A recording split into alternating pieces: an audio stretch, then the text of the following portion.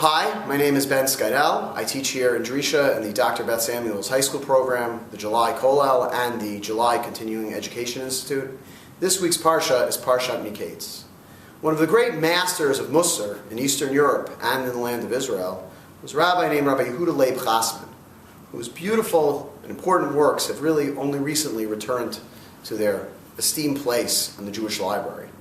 I want to share with you a very important insight he has in this week's Parsha, which is not only beautiful, but also, I believe, instructive as well. The Torah tells us in the 42nd chapter of Bereshit, the 42nd chapter of Genesis, after Joseph accuses his brothers of being spies, that the brothers in their conversations with each other say as follows: Vayomru ish alachav, aval ashemim anachnu, alachinu asher ra'inu tzarat nafsho, bichanu aleinu, velo shamanu. The brothers said to one another, "Alas, we are being punished on account of our brother, because we looked on at his anguish, yet paid no heed as he pleaded with us. That is why this distress has come upon us." And then their brother Reuben turns to them and says, "Vayan Reuven otam lemor, halo amarti alechem lemor, al techtu bayeled, velo shamatem, v'gam damo hinei nidrash."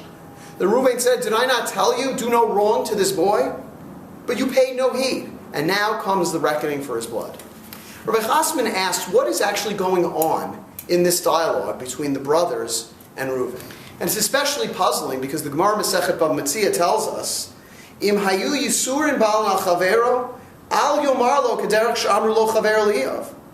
If something bad, if travails, if pain and suffering come upon your friend, you are not to speak to them the way the friends of Job spoke to him and said, "It is clearly because of some sort of sin that you have done that these problems, these travails are coming upon you." So why is Reuven telling his brothers, "I told you not to do anything to this boy," namely to Joseph, and selling him to Egypt, at the moment when they are discussing why this pain and suffering is coming upon them? So Rabbi Chasman explains as follows. He said that the brothers are saying one thing, and that is as follows. When our brother Joseph was calling to us and screaming in pain, we should have heard his pain and had mercy on his suffering. What they are saying in his rendition is as follows. There was nothing wrong per se with selling him to Egypt, but once we heard that he was suffering, we should have called it off.